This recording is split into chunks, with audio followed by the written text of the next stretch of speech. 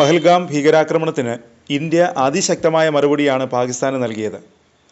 പിന്നാലെ മറ്റൊരു റിപ്പോർട്ടും അന്താരാഷ്ട്ര മാധ്യമങ്ങളിൽ ഉൾപ്പെടെ പ്രത്യക്ഷപ്പെട്ടു. 1 മണിക്കൂറിൽ 5 ഫൈറ്റർ എയർക്രാഫ്റ്റുകൾ ഇന്ത്യക്ക് നഷ്ടപ്പെട്ടതായി റിപ്പോർട്ടുകളിൽ പറയുന്നു. 3 റഫാലും 1 സുഖോയ് ഫൈറ്റർ എയർക്രാഫ്റ്റും മറ്റൊരെണ്ണം MiG-29 भारत में जम्मू और कश्मीर के पहलगाम में भारतीय पर्यटकों पर बर्बरतापूर्ण हमला किया। 25 भारतीयों और 1 नेपाली नागरिक को कायरतापूर्ण मौत के घाट उतार दिया गया। मुंबई के 26 नवंबर 2008 के हमलों के बाद यह भारत में हुई किसी आतंकवादी हमले में मारे गए आम नागरिकों की संख्या की दृष्टि से सबसे गंभीर घटना है।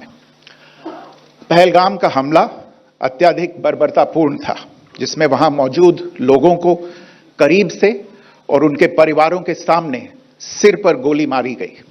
हत्या के इस तरीके से परिवार के सदस्यों को जानबूझकर आघात पहुंचाया गया। साथ ही उन्हें यह नसीहत भी दी गई कि वे वापस जाकर इस संदेश को पहुंचा दें। यह हमला स्पष्ट रूप से जम्मू और कश्मीर में बहाल हो रही ഇതിൽ 3 റഫാൽ വിമാനങ്ങൾ തകർന്നു വീണത് ഇന്ത്യയിലാണ്, അതായത് ഇന്ത്യയുടെ കാശ്മീർ പ്രദേശത്ത്. ഇതിൽ 2 പൈലറ്റുമാർ രക്ഷപ്പെട്ടു. ഒരു പൈലറ്റിന്റെ നില അതീവ ഗുരുതരമാണെന്നും റിപ്പോർട്ടുകളിൽ പറയുന്നു. ഒരു റഫാൽ തകർന്നു വീണത് പുൽവാമയിലെ സ്കൂൾ കെട്ടിടത്തിന്റെ മുകളിലാണ്. സുഹോയ് MiG-29 എയർക്രാഫ്റ്റുകൾ തകർന്നു വീണത് പാക് അധിനിവേശ കശ്മീരിലാണ്. ഇന്ത്യയുടെ അധീനതയിലുള്ള കശ്മീരിലെ ഒരു സ്കൂൾ കെട്ടിടത്തിന് മുകളിൽ ഒരു യുദ്ധവിമാനം തകർന്നു വീണതായി പ്രദേശവാസിയെ ഉദ്ധരിച്ച് CNN റിപ്പോർട്ട് ചെയ്തു. AFP വാർത്താ ഏജൻസി പ്രസിദ്ധീകരിച്ച ഫോട്ടോകളിൽ ഒരു വയലിൽ വിമാനാവശിഷ്ടങ്ങൾ കിടക്കുന്നതായി കാണിച്ചിട്ടുണ്ട്. എന്നാൽ അവശിഷ്ടങ്ങളുടെ ചിത്രങ്ങളിൽ നിന്ന് വിമാനം ഏതെന്ന് വ്യക്തമല്ല. അതിനിടെ ഓപ്പറേഷൻ സിന്ദൂറിനെ കുറിച്ച് ഇന്ത്യ ഔദ്യോഗികമായി പ്രതികരണം നടത്തി. കഴിഞ്ഞ 3 പതിറ്റാണ്ടായി പാകിസ്ഥാൻ വളർത്തിയെടുത്ത ഭീകര കേന്ദ്രങ്ങളാണ് ഇന്ത്യൻ സൈന്യം തകർത്തതെന്ന് കേണൽ സോഫിയ ഖുറേഷിയും വിംഗ് കമാൻഡർ വ്യോമിക സിംഗും വാർത്താസമ്മേളനത്തിൽ അറിയിച്ചു. കൃത്യമായ രഹസ്യാന്വേഷണ വിവരങ്ങളുടെ അടിസ്ഥാനത്തിലായിരുന്നു ഓപ്പറേഷൻ സിന്ദൂർ നടത്തിയതെന്നും അവർ വ്യക്തമാക്കി.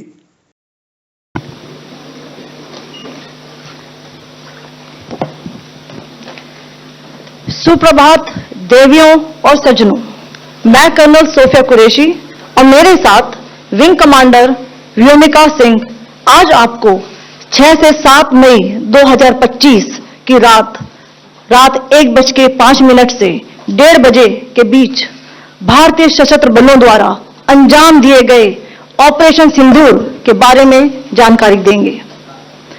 ऑपरेशन सिंदूर 22 अप्रैल को पहलगाम में हुए विभत्स आतंकवादी हमले के शिकार मासूम नागरिकों व उनके परिवारों को न्याय देने के लिए लॉन्च किया गया था। इस कार्रवाई में 9 टेररिस्ट कैंप्स को टारगेट किया गया और पूरी तरह से इसे बर्बाद किया गया। पाकिस्तान में पिछले 3 दशकों से टेरर इंफ्रास्ट्रक्चर का निर्माण हो रहा है.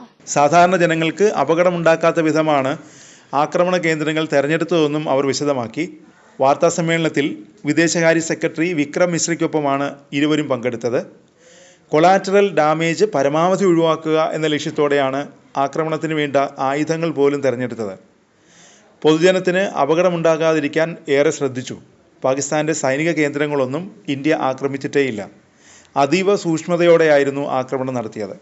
ഒരു ശസ്ത്രക്രിയ ചെയ്യുന്ന അത്ര സൂക്ഷ്മതയോടെ, ക്ലിനിക്കൽ കൃത്യതയോടെയാണ് ആക്രമണം നടത്തിയത്. പാകിസ്ഥാൻ്റെ ഭാഗത്തു നിന്ന് ഏതെങ്കിലും വിധത്തിലുള്ള പ്രകോപനം ഉണ്ടായാൽ ഇന്ത്യ തിരിച്ചടിക്കുമെന്നും കേണൽ ഖുറേഷിയും വിംഗ് കമാൻഡർ സിംഗും മുന്നറിയിപ്പ് നൽകി. അതിനുള്ള എല്ലാ തയ്യാറെടുപ്പുകളും ഇന്ത്യൻ സേന നടത്തിയിട്ടുണ്ടെന്നും അവർ വ്യക്തമാക്കി. ജമ്മു കാശ്മീരിൽ സമാധാനം തിരിച്ചെത്തിയെന്ന് മനസ്സിലാക്കി അതിനെ തകർക്കാനാണ് പഹൽഗാമിൽ ഭീകരർ ശ്രമിച്ചതെന്ന് വിക്രം മിശ്രി ആരോപിച്ചു. പൈശാചികമായ ആക്രമണമായിരുന്നു പഹൽഗാമിൽ നടത്തിയത്. കുടുംബാംഗങ്ങൾക്ക് മുന്നിൽ ആളുകൾ വെടിയേറ്റ് വീണു. ഇന്ത്യക്ക് നേരെയുള്ള ആക്രമണമായിരുന്നു അത്. കശ്മീരിലെ വിനോദസഞ്ചാര മേഖലയെ തകർക്കുക എന്നതും ഭീകരരുടെ ലക്ഷ്യമായിരുന്നു. ഇന്ത്യയിലെ സാമുദായിക സൗഹാർദ്ദം ഇല്ലാതാക്കുകയായിരുന്നു ഭീകരരുടെ ലക്ഷ്യം. ഇന്ത്യയിൽ മതസ്പർദ്ധ വളർത്താൻ പാകിസ്ഥാൻ ശ്രമിച്ചു. എന്നാൽ ഇന്ത്യൻ ജനത ആ ശ്രമത്തെ പരാജയപ്പെടുത്തിയെന്നും വിക്രം മിശ്രി പറഞ്ഞു. ആഗോള ഭീകരരുടെ ആശ്രയമാണ് പാകിസ്ഥാൻ.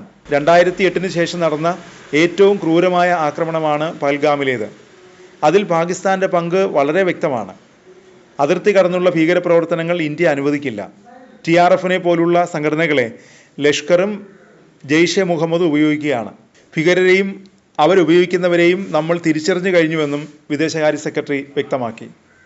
അതിർത്തി കടന്നുള്ള ഭീകരവാദത്തെ പാകിസ്ഥാനാണ് ഏറെക്കാലമായി സ്പോൺസർ ചെയ്യുന്നത്. നമ്മൾ നയതന്ത്രപരമായ നടപടികൾ ഏറെ കൈക്കൊണ്ടു. പാകിസ്ഥാൻ അപ്പോഴെല്ലാം വിഷയം തിരിച്ചുവിടാനാണ് ശ്രമിച്ചത്. ഇന്ത്യക്കെതിരെയുള്ള ഏതൊരു ആക്രമണവും തടയുക ഏറെ പ്രധാനമാണ്. തിരിച്ചടിക്കാനുള്ള അവകാശമാണ് ഇന്ത്യ ഉപയോഗിച്ചത്. പഹൽഗാമിലെ ആക്രമണകാരികളെ ഇന്ത്യ ശിക്ഷിച്ചു. തീവ്രവാദികളുടെ സുരക്ഷിത താവളമാണ് പാകിസ്ഥാനെന്നും വിക്രം മിസ്രി വ്യക്തമാക്കി.